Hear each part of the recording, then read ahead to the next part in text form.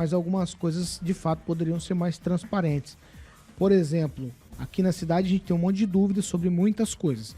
E o jornalista Vitor Faria, que o Carioca acabou de citar aí, ele escreveu um texto bastante curioso, pelo menos curioso. E aí eu vou ler aqui, reproduzir algumas partes desse texto para tocar bolas para os meus colegas. Ó. No orçamento apresentado pelo Poder Executivo de Maringá, a despesa com o pessoal, por exemplo, chegou a 50,07% da receita corrente líquida, que está prevista em R$ 2.283.659.482 para o ano que vem. O gasto com o pessoal está em R$ 1.143.367.046.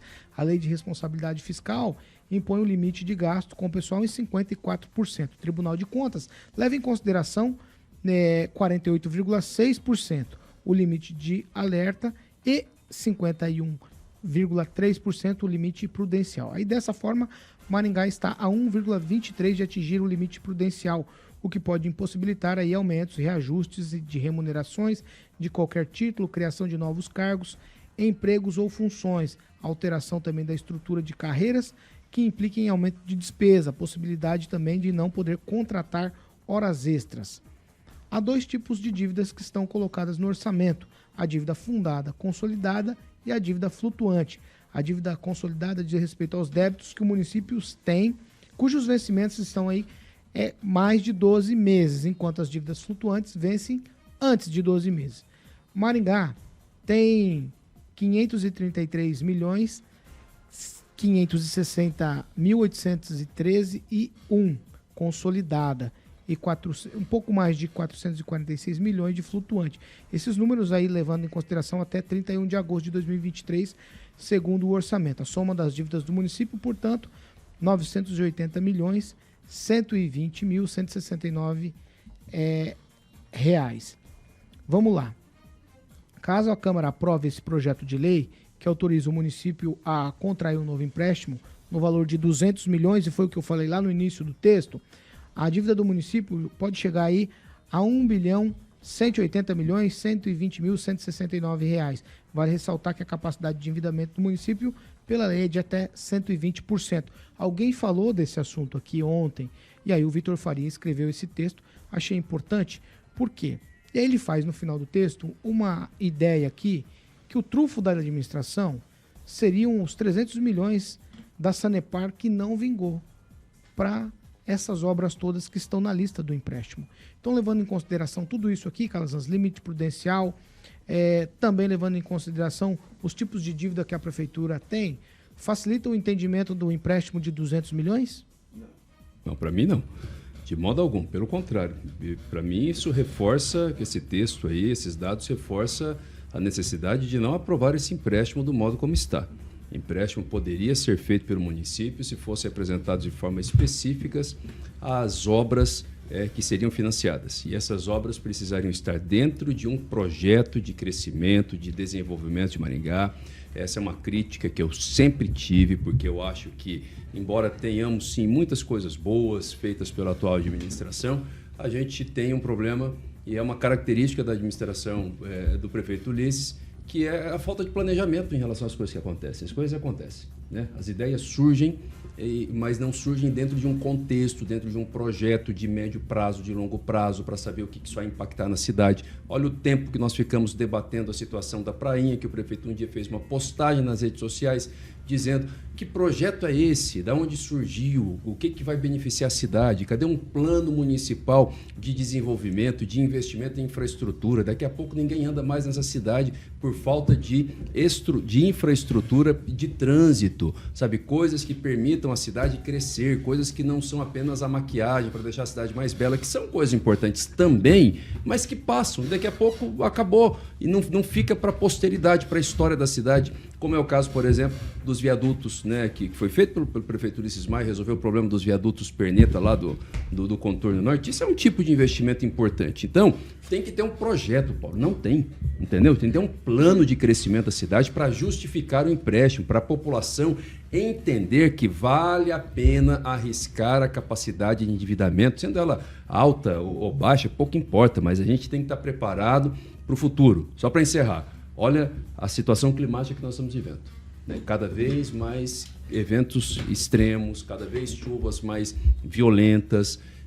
Então, Maringá tem que estar preparado para gastar muito dinheiro com a adequação da sua infraestrutura. E não tem nada nem anunciado referente a isso. Ô Edivaldo, a gente acabou de falar que mais ou menos 70% paga IPTU à vista. E que entra uma grana considerável ali, cash, dinheiro, no caixa da prefeitura. Quando eu olho para esse texto aqui, ele fala que, pela lei, até 120%. Se a gente colocar sem o empréstimo que a prefeitura está tentando fazer, estamos com 35%.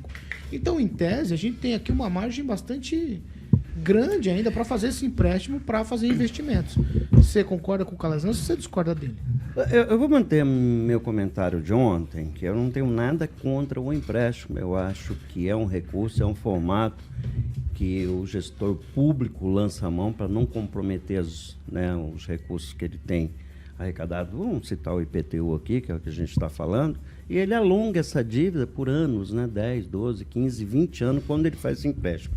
O que a gente contestou ontem é a aplicação desses recursos em obras, por exemplo, de revitalização do Parque Alfredo Niffler.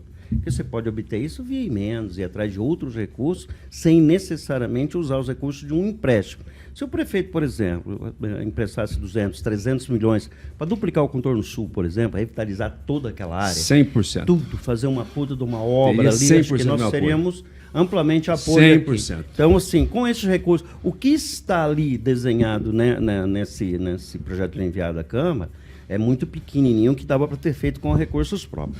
Mas, a propósito disso, por exemplo, o limite prudencial, o Orlando Chiqueto, que é o secretário de Fazenda, aliás, um dos grandes secretários da gestão junto com o Purpur, ele disse que quando você coloca dentro da lei orçamentária um limite prudencial um pouco acima do que efetivamente está, você já considera o crescimento vegetativo da folha, promoções, eventuais oscilações da economia. Então, você cria uma margem para que você não seja surpreendido no decorrer do ano se aproximando muito do limite prudencial. Então, nesse momento, não é isso. Mas, caso você não tenha essa elasticidade de programação, se você não vê um pouco mais o horizonte, você pode ser pego no meio da trajetória, com oscilações da economia e com todo esse processo de crescimento da folha.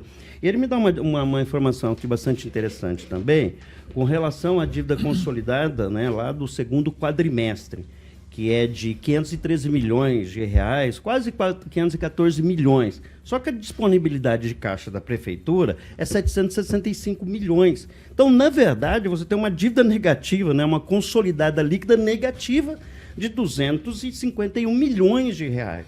Então, é bem diferente ali que o seu Vitor fez, sempre um baita jornalista, foi nosso colega aqui, nosso âncora, um dos grandes jornalistas que a cidade já teve, hoje está perseguindo uma Juventus lá na Espanha, mas os números assim precisam ser vistos sob um olhar um pouquinho mais acurado. Vamos deixar bem claro, não tem competência nem habilidade para analisar balanços, aliás, jornalista e números sempre confundem as coisas. Até para ler, a gente erra até para ler. Eu só estou deixando claro aqui que é a explicação com relação à previsão do limite prudencial, que é quanto a prefeitura pode gastar com relação a comprometer a folha de pagamento. Acho que o teto é 54, Calazans? Teto 54. Esse é o limite máximo. Limite máximo. Acima de 50, você já entra no 50, limite de alerta. 52, você está no prudencial, que já gera acima restrições. Acima de 48, o limite de alerta, e acima de 51,3, limite então, prudencial. É isso. Então, na verdade, nós temos um espaço, a gente ainda é muito elástico para comprometer a dívida.